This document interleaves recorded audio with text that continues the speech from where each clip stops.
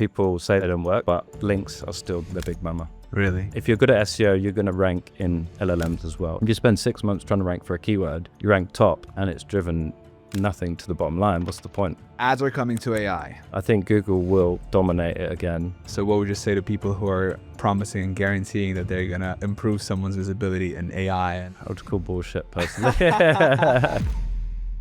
Gareth Bull is the founder of Bulldog SEO and email Octopus. And he doesn't sell anything to clients he hasn't first tested on his own businesses. And the fundamentals, he says, haven't changed as much as people think.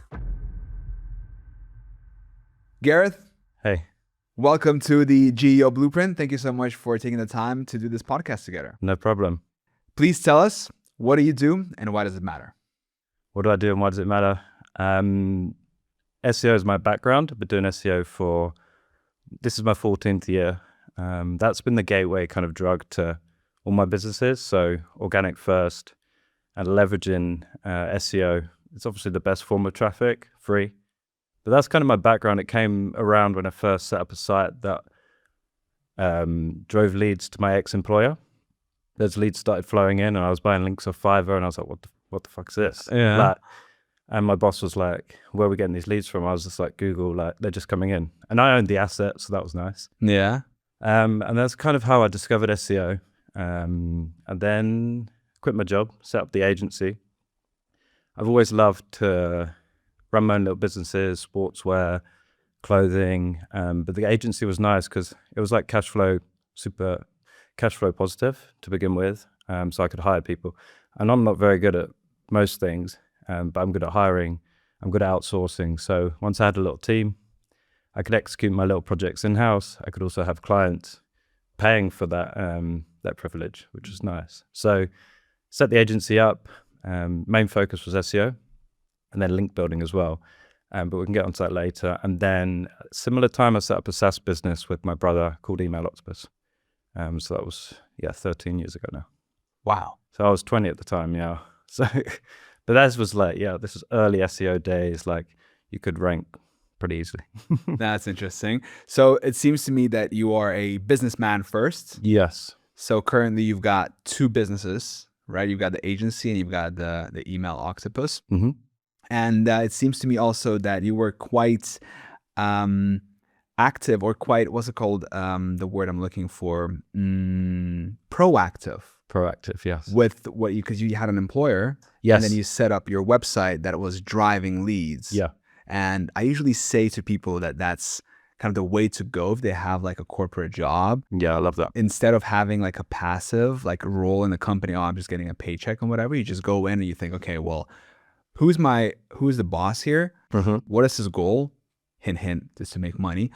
And how can I drive the revenue? So that's kind of seems like the path that you took with that. Yes, but there's many caveats to that because obviously my employer at the time was, he wasn't a micromanager, which was amazing. And I kind of learned that from him. Like I could do anything. Like I had full capability of running anything pretty much to drive revenue.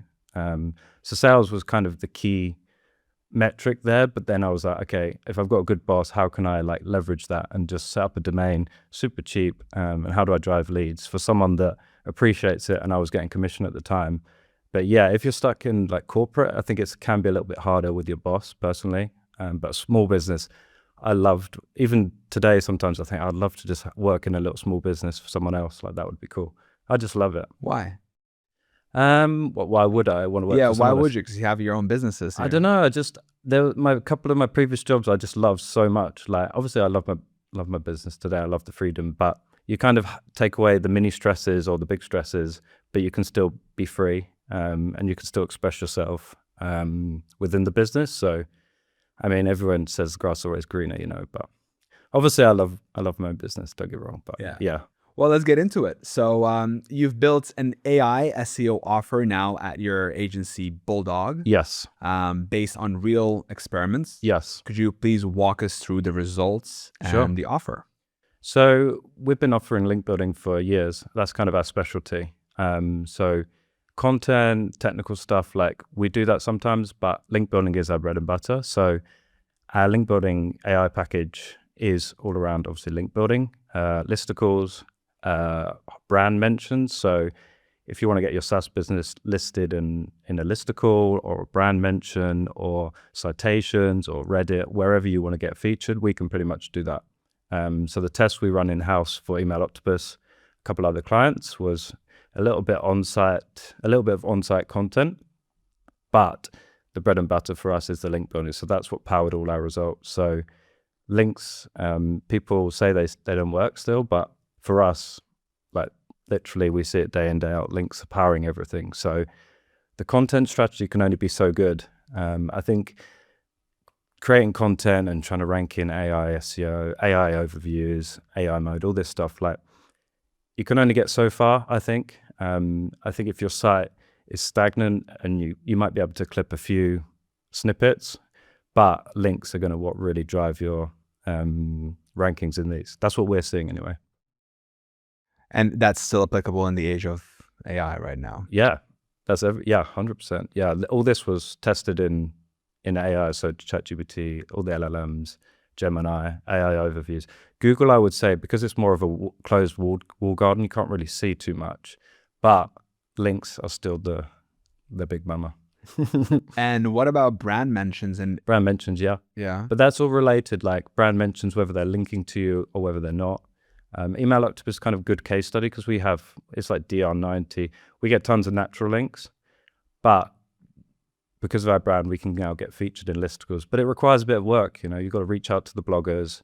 You've got to build out relationships. Once you've landed a couple of listicles, someone else might feature in another listicle. So once you get that flywheel moving, you can get featured more and more. And it's kind of, that's been so good for us lately anyway. Could you walk us through the case study with the Email Octopus that you ran? Yeah, sure. Yeah. So Email Octopus, obviously a decent brand. We don't feature in a lot of listicles. So we just reached out to them and said, hey, like, we want to be featured in this listicle. You can see our brand. We've been featured in tons of our listicles. Here's our affiliate code as well if you want to use that as well. And then once we've done that, we might have to exchange some content with them. We might have to write a blog for them. We'll also look on Ahrefs and look if there's any content gap analysis that we can find for them. So just providing a bit of value to get that link. But as I said, once you've landed a few, the flywheel starts. So we landed maybe 5 or 6. And then just yesterday, like Lovable featured us in their listicle. But that only happened because we started the flywheel with the work. But it is a lot of admin. It's a lot of outreach. It's a lot of relationship building. So that's the caveat, and it's hard. That's why I think a lot of people tend to veer towards the content side and posting, improving their content on the site, which I love also. But the link building, brand mentions, I think are the tough ones to get, to be honest. Yeah. All right. So you're a founder yourself, and for a small business owner, what are the 3 steps to take to get the biggest ROI? From an SEO standpoint? Yes. Okay. From an SEO standpoint, first of all, I'd audit the site, make sure the positioning is nailed. I think a lot of businesses kind of veer in many directions. They don't really know their ideal customer profile. They don't know who they're serving. They end up with a boatload of content. So first of all, I would look at culling and getting rid of some content that doesn't serve you. Content that's not getting traffic from Search Console, analytics, content that just is stale. So step 1, I'd probably do that. Step 2, nail down the positioning again. Go through the ICP, go through your profitable customers, go through everything related to that, the cohort, the profitable customers, find out like more about them, find out their pain points, position the business better. After that, I would then dive deep into the SEO after that and set the strategy, and then you can start the link building. I think people start the link building too early. I think people start the SEO too early. So I think I would do first principles and like strip the site back, strip the brand back. If you need to, you might not need to, but that's a common theme I see with small businesses anyway. Have you seen any traffic drop with the AI overviews? Yeah, definitely. Yeah. Has it impacted a business? That's a good question. I would say no. Also, I would say people are still getting leads from ChatGPT, all these LLMs, yet they're still getting conversions on Google Ads. So and also organic. So I'm kind of curious, like, where these are coming from. That's the data that we're seeing. But in answer to your question, yes, they're seeing less direct traffic. But you may have seen I don't know if you saw my LinkedIn post the other day, but now on AI overviews, you type in something like email marketing software, you go on the AI overview and you click one of the brands in the overview, it then sends you to a Google result. So then you click the Google result and then you go to the branded ad campaign. So that attribution is going through Google Ads. Yeah, it's being found from organic, which is a piss take, really. Oh, right. So it's kind of like Google Ads, but they, instead of now top links, you're now a brand mention in an AI overview. Yeah, you're a brand mention, and a lot of the high CPC brand mentions inside them are going back to Google because then they can clip the profit. I mean, Google are the kings of this. They're the people say the walled garden, you know. So it's not great for the user because you're searching for email marketing software, you're finding a brand, you click it, and then you go to Google again, and then you have to hope that they click your brand that they've just found, or they could even click a competitor, which would be like very frustrating. So yeah, traffic and tracking and attribution is very, very difficult. I think this is where the nuance of someone in-house can kind of, for your brand, is just keep an eye on these little bits and bobs and report back, because SEO is hard to attribute sometimes, which is frustrating for us. How do you think that AI overviews and LLMs is going to change organic reach and SEO in the next 5 years? Well, I would say it's been more exciting this last couple of years than it's ever have been. It was very stagnant for a while. I think it's great that Google have got more competitors. I think they're rolling out some good products. I think top of the funnel stuff, it's never been a moneymaker for Google. So if we're talking bottom of the funnel, like commercial terms, I still think Google's like the king of that at the minute. In traditional search, AI overviews are appearing more and more in those as well. But I would say there's a lot online, but there's not really much has changed per se. If you're good at SEO, you're going to rank in LLMs as well, in my opinion. Okay. But you still need to be doing SEO. You can't just spray, or can't just shut your eyes and hope, you know. That seems kind of like a contrarian point Yes. to me, because Well, because I talk to a lot of marketers, right? And Yeah. they say, okay, well, being ranked number one or on the first position on Google does not guarantee that you're going to get cited in Not guaranteed. LLMs. No. Right. But I would say, I mean, for a while, ChatGPT was bringing in a lot of Google results anyway. But if you get featured in Google, then 9 times out of 10, I've seen a lot of the time you will get featured in LLM. But that's if you're a decent brand. You know, if you're like a small brand, yeah, there is definite differences. But also getting featured on LLM is, you know what it's like. It's personalized. It's different every time, a lot of the time. So I just think there's a lot of people shilling their software in the GEO or niche. Like no one can really track all this, and it's so early. Like I don't know.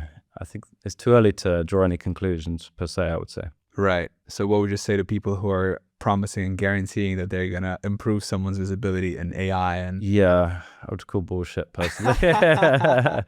It's like SEO has always been like that. I think a lot of people have just seen the gold rush and they're jumping into it. We're always promising deliverables. Like, you know, a lot of our AI package is when we land the link, we'll charge you. When we land the brand mention, we'll charge you. Also, I haven't mentioned like the PR side of stuff. PR, obviously, I know your audience might be more B2B SaaS, but we do a lot of digital PR for more consumer brands. Obviously, LLMs are not as big for consumer searches at the minute, for like products and stuff. Obviously, it's big, but digital PR is huge. That's a huge, I hate the term needle mover, but digital PR and getting featured on in the UK like Daily Mail, Express, that is big. That's big for SEO and that's big for LLMs as well, which is the same thing in my opinion. So yeah, that's another angle I didn't mention. But I was doing my research and you said that in LLMs, it's good for B2B and for SaaS. Yeah, to rank in LLMs. Yeah, to rank in LLMs. So yeah, why I think is it's that? just more mature. The market's far more mature. I think that's probably where the puck is going. For e-commerce, not for sure. But just to rank in LLMs is easier if you're a B2B brand, because there's many more listicles, best microphone, best email software. There's many of those listicles flying around, and it's much easier to get featured. If you're selling shoes for the office, like best shoes for the office, there's just less businesses or less publishers that are talking about that, less businesses that are talking about that. So it's harder to get featured. That's where like traditional digital PR is better, in my opinion. Let's touch on that about the e-commerce, and Yes. about shopping. So Yeah. your take is that it's not really big No. in LLMs. No, That's it's not. interesting. I mean, it's growing, but off a small base. You know, everyone's like, "Oh, it's up 200%." Well, yeah, it's off of such a small base. So, Walmart, I think yesterday came out and said their conversion went down from LLMs when they used the Shopify. I think it was Shopify or some when they used it directly. So I think people are going to go back to. They're not going to go back. They're still going to use websites. That's my take anyway. I think people are so quick to say, "Oh, you're going to buy everything inside the LLM." I disagree with that personally.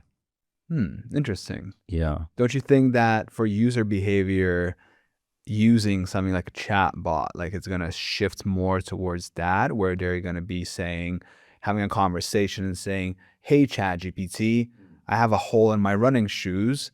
I'm looking for new ones. What would you recommend?" Yeah, that's like for searching, right? I'm talking actually buying the thing. Oh, buying the thing. Yeah, because there's a lot of people saying that, oh, Shopify is integrating with ChatGPT to actually buy it inside the LLM, which I don't think that's going to be big personally. OpenAI have already dropped that kind of initiative, or they're not pushing that initiative anymore. But searching on LLMs, yeah, I would probably agree with you. But I still think the people that I've observed, the consumer, like we're obviously in like an echo chamber, I think.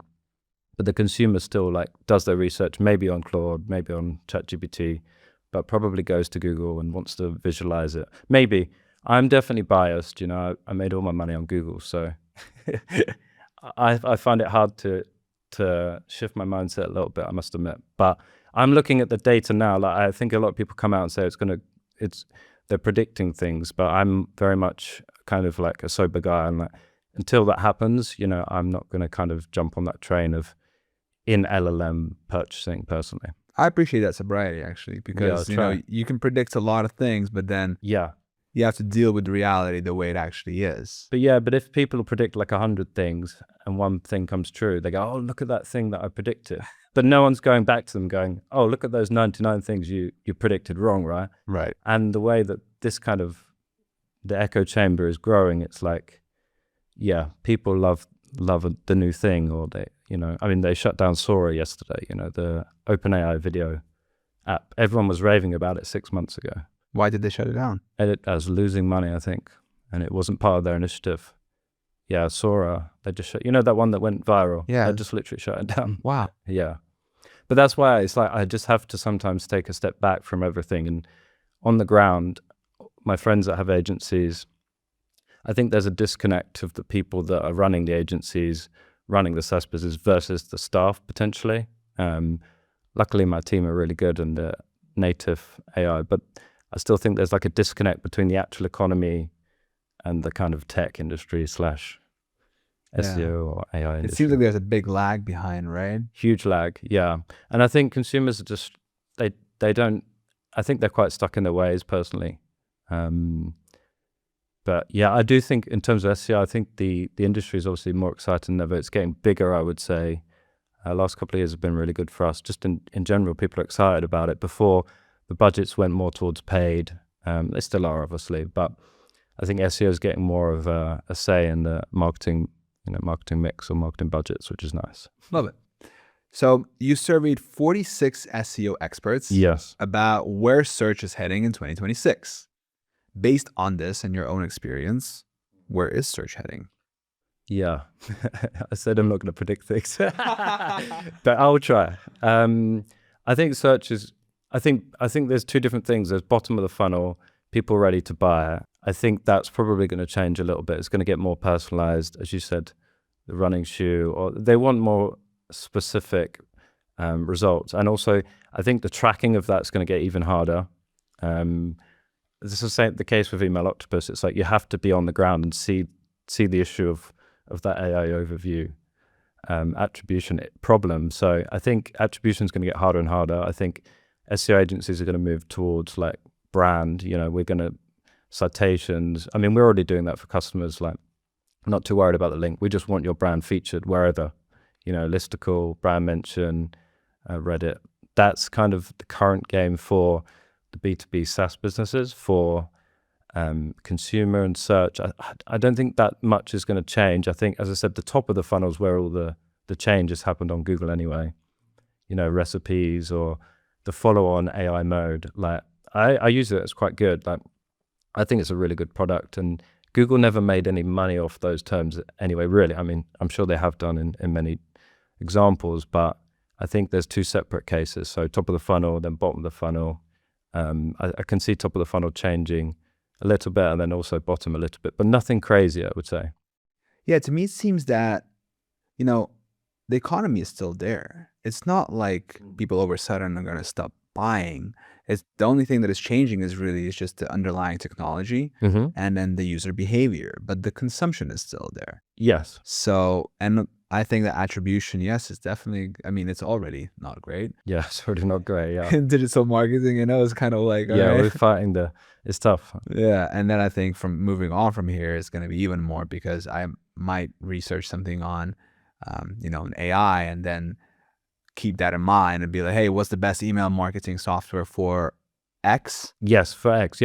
Yeah, that's been huge for Email Octopus. Like, we're ranking up for small business, because there's a lot of platforms. But that's where it comes back to the positioning. Like, Email Octopus is very good positioned. We're simple. We're for small businesses. We're for people that just want to send emails. We don't do text. We don't do none of that shit. So I think that's where the positioning of the business, SEO, I would say, is more like an amplifier. If you're good at positioning the business, if you're good at content, and you're good at marking up the site with schema, all the basic on-site stuff, I think that's rule number one. Once you get the site and the positioning nailed, then you're in a much better spot than 99% of other businesses, for sure, because they go too broad, and then they're trying to rank on LLMs for email marketing for everything. And it's like, no, stick to what you know and go deep on that for us anyway. Are you aggressive on like PR on Reddit, Quora, YouTube? Well, for Email Octopus, luckily that kind of comes organic. We're more like a product-driven business, so we obviously marketing is a big part of our business, but it's not like a sole focus. So referrals is such a big driver for us. So building a better product has been the ultimate for us, and getting the best reviews across Capterra and all those platforms. So PLG. Product-led growth. Product-led growth, yes. All these acronyms. I can't keep on top of them. Are you big on acronyms? A little bit, man. But like my friends, some of them they know all of them, and sometimes I just forget them, especially the marketing ones. And then you got all the business ones, and oh my god. All right. Well, hot take. Hot take. Ads are coming to AI. Yeah. What is your take on this, and how can companies benefit from it the most? Ads are coming to yeah. I think that's tricky. I would say, to be honest, I don't know is the answer to that. I think it's going to be a lot of stop start. I think Google will dominate it again with ads. I think they just know what they're doing. I think ChatGPT, I think it's going to be a poor start, to be honest. I've seen the CPMs are super high. I don't think people are ready for ads inside of AI. I think it's very intrusive for some people. Oh yeah? Yeah, I don't know. Can you elaborate on that? Well, I mean, people are writing all sorts into ChatGPT about their whole life, and then as soon as they type something in, they get an ad about anxiety or something. It's like, I don't know. I just don't know where it sits. But to be honest, I haven't put tons of thought into it in terms of how it will look, because until it comes in, I'm not going to stress too much about it. They got to make some money somehow. What, from ads? Well, somehow they got to. Well, they've got to make. Right? Well, it's a different discussion. I don't know how their business model is going to pan out. They're not making money. They're not making money. No. On the $20 per month subscription. No, they're making nothing from it. Yeah, well, I mean, the first mover advantage is never always the best, right? I think even Anthropic, obviously now they're doing amazing, but roll it forward 2 years. I mean, who knows? So you're not betting against Google, are you? No. Well, I mean, I'm just looking at the data. Like if you look at their earnings, you look at our clients, you look at across everything, they're still the kings. And they've got so much data on the user. YouTube I think they got 4 different businesses with like 1 billion users or something a day. I can't remember what it was, but they've got unbelievable moat. I would say the moats are not as good as they were, but which is good. I think they needed the competition, Yeah, they would continue doing the same thing, right? They would have done, yeah. Until ChatGPT came around and just like bloop, and then just like, everything grew, and then they're like, oh, okay, yeah, this is really threatening our business. Yeah, I mean, DeepMind have been doing this shit for years. Like, they know what they're doing, but they're just so scared to make any decisions, and because it's challenging their core business. 100%, it's cannibalizing it. Yeah, which is so risky. But now, I mean, I don't know. Would you say the user experience in Google's gone up? I would say so. What's funny is I stopped Googling in like the old sense of things. Okay, and what I'm doing now is I have this whisper flow. Okay. So I just press the button. I don't type anymore. I talk to my technologies. I have it everywhere. Yeah, I love that. Yeah, and I started running prompts, like long, prompts inside of Google as well.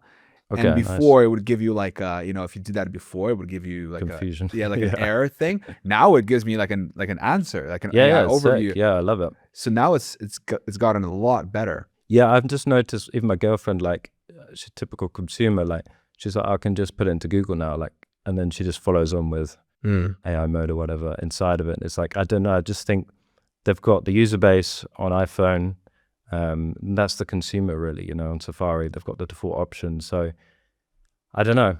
And also like in the past, did you ever click many ads on Google? Like I didn't. So they were never making money off me in the first place. So if I move those terms to Claude, Google's net, they're going to make no different money from me personally anyway.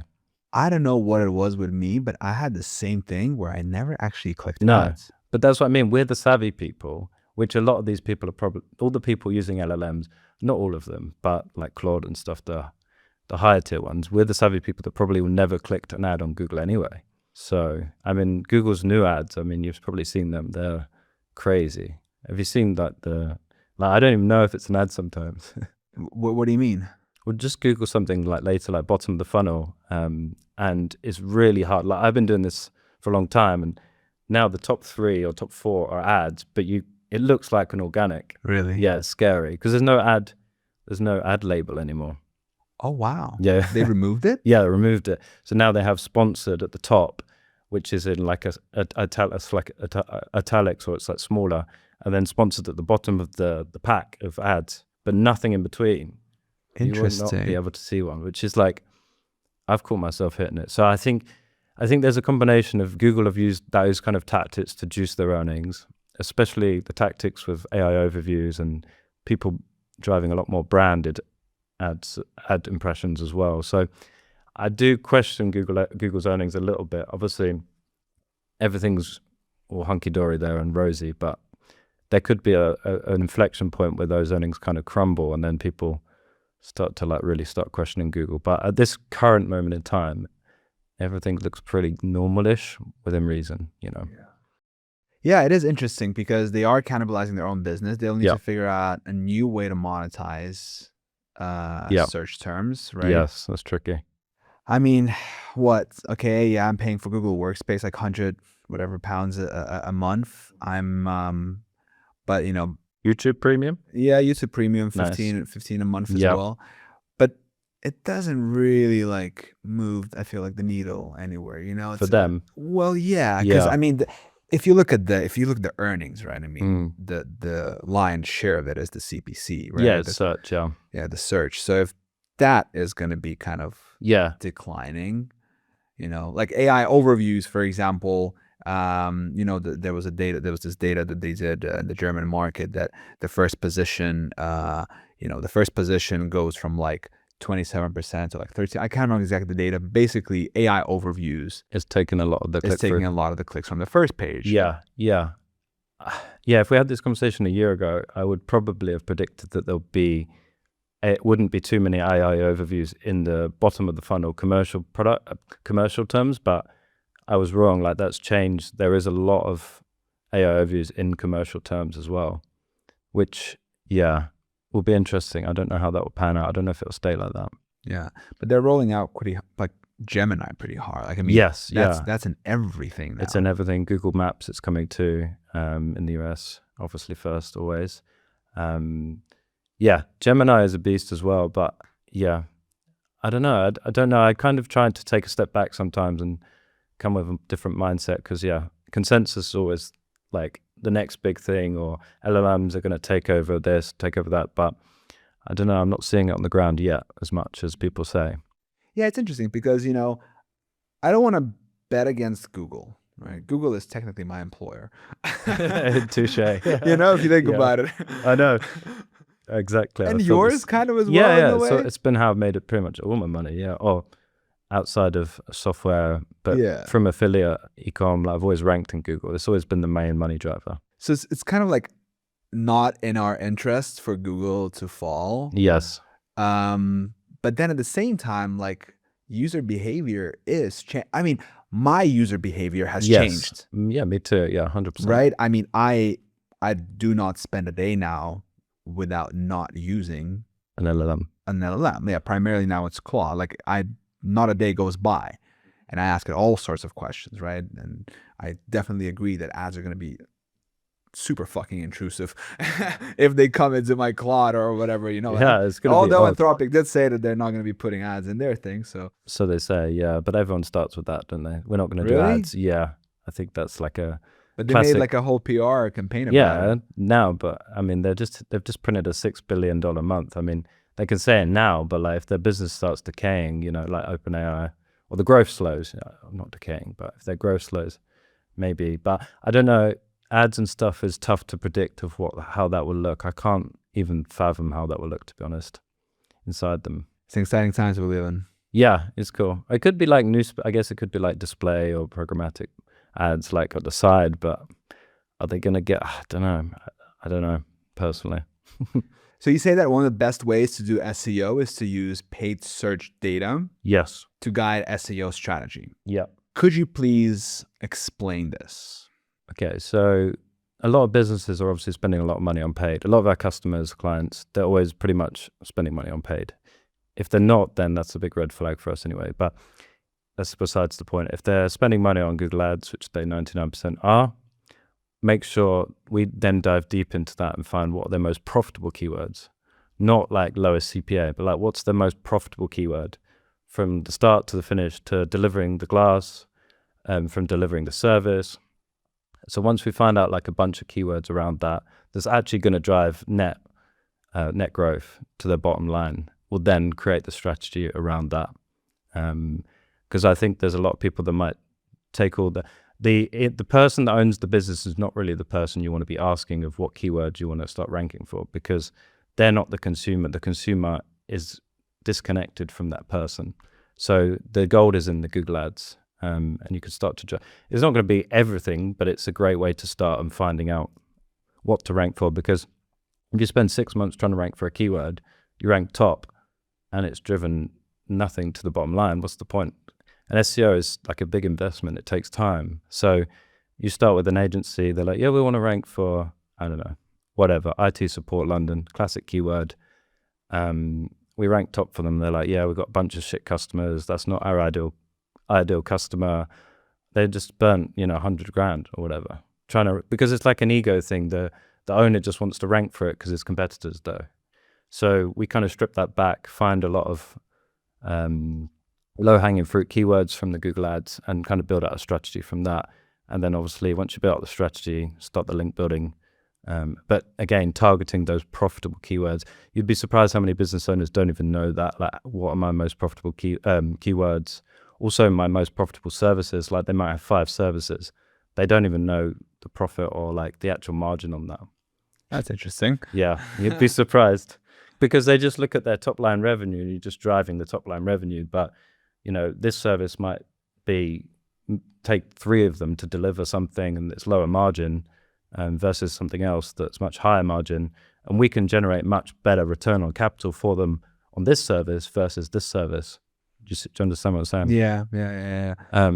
Yeah. So you use paid to see, okay, what is driving the biggest kind of AOV, LTV? Yeah, LTV. But then also, again, they're not metrics that you can always use because that's just revenue, right?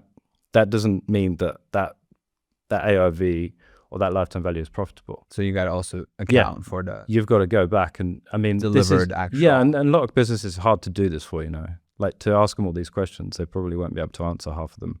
And, maybe they already had one service and they know all these numbers, then great. We can just go into the Google Ads, find the keywords that are converting the best, and then we'll look at like the keyword difficulty and like look at the competition, and then kind of go in hit the low competition keywords first to try and get most bang for your buck.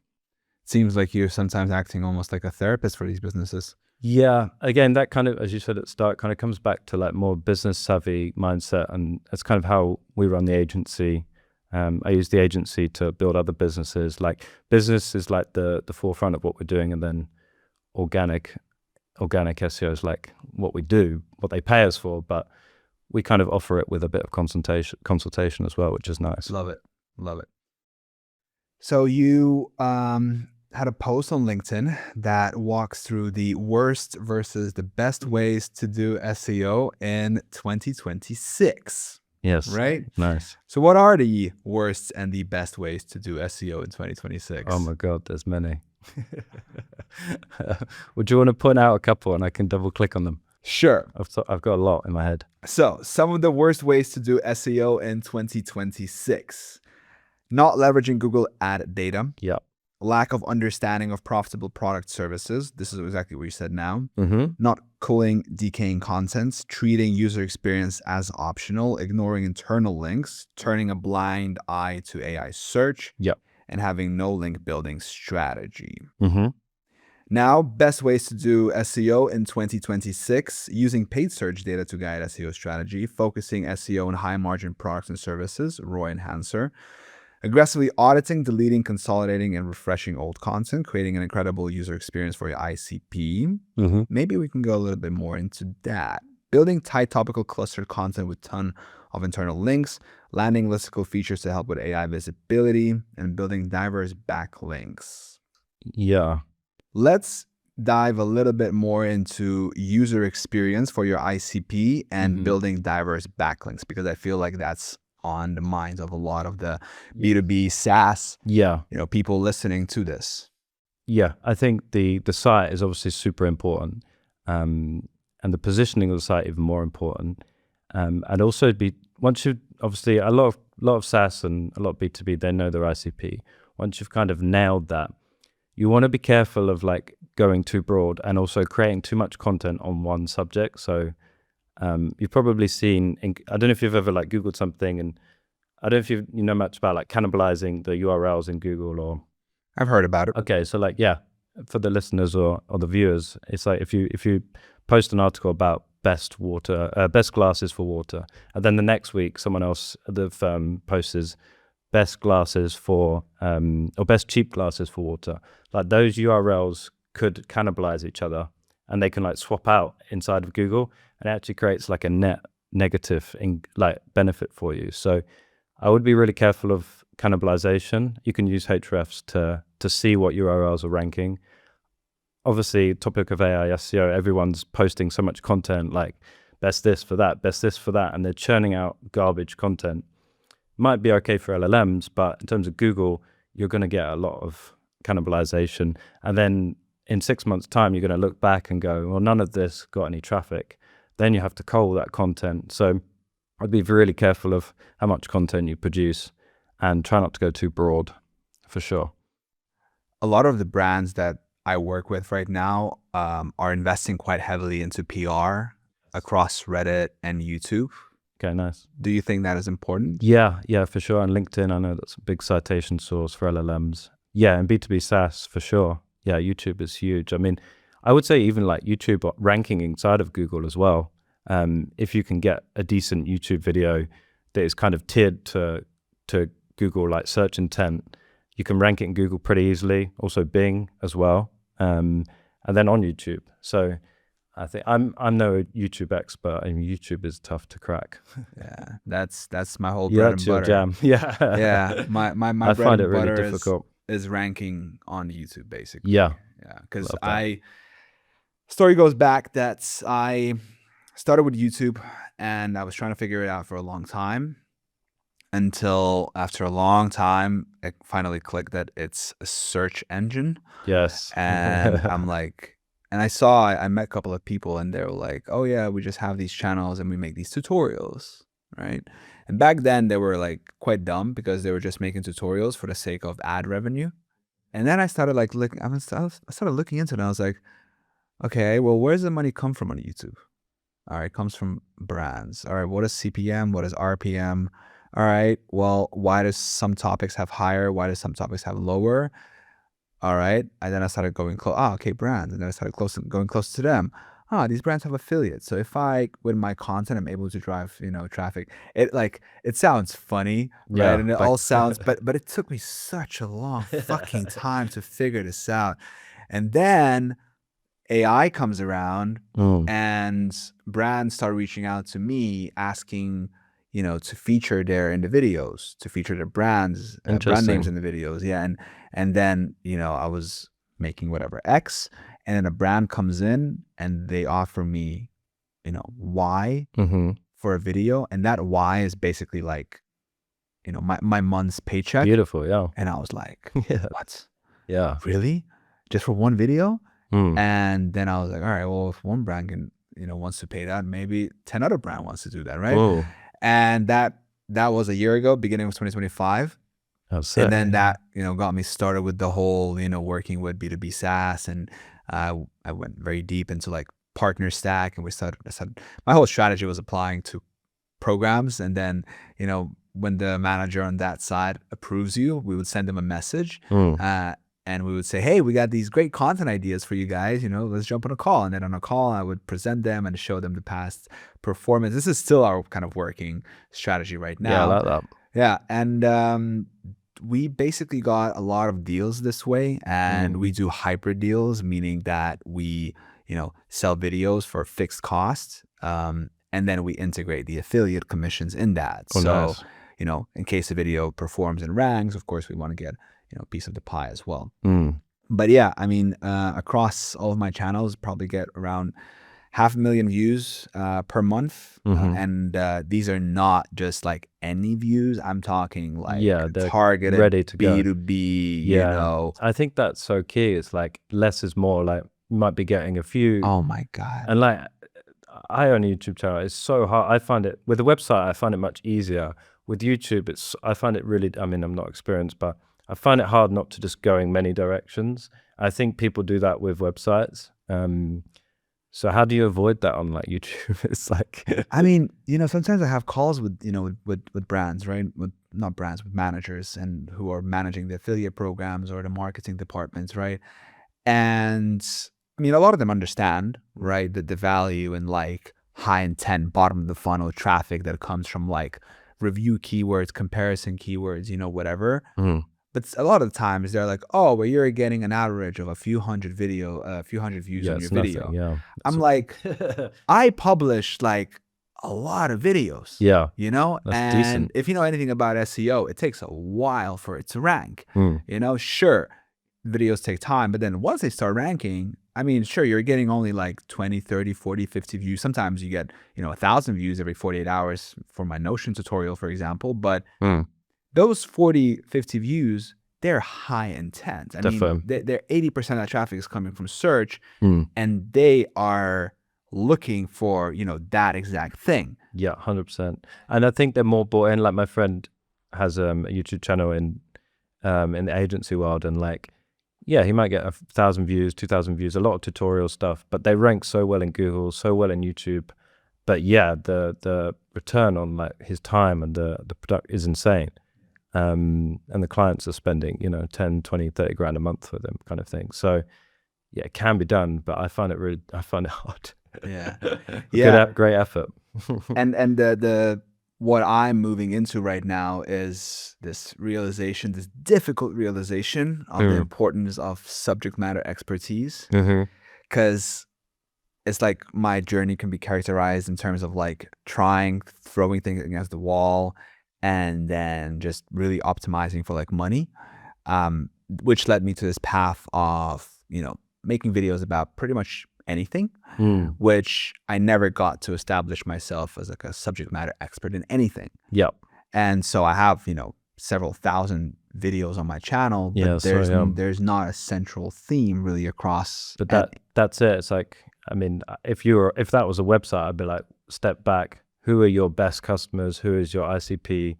What's that avatar look like? And speak to them. And you might get less views, less reach, but when you land on that, you're going to hit jackpot. And then you are the specialist. They're not going to look at your channel or look at your site and go, why are you posting about this, or like plants, and then you're talking about SEO. Like, I think that's super crucial. And it's like, I see that mistake a lot with websites anyway, for sure. Would you, when you're saying identify who is your best customer ICP, would you look at it from the perspective of like, in terms of affiliates performance, or would you say it in terms of like, what sits best with me? For example, like I have a network of affiliate channels, and then I want to have, my main channel talk about, let's say, affiliate marketing and making money with it. Yeah, I think it's tough. I think you'd have to strip it back and look at the clients you love to work with. If you've got a team, especially like for my team, I was like, who do you actually like working with, and who are the least pain in the ass, basically, who actually value our work. Maybe it means less dollars, but our retention, our lifetime value of those customers are going to go up.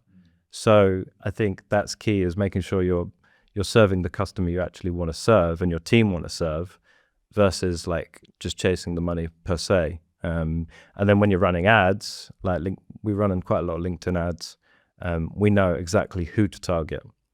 So we're stripping out everyone we don't want to deal with. So when we get a lead in, and when someone looks at our site, they know that we serve them, and we're trying to put people off. That's what we're trying to do. It's like a reverse, yeah.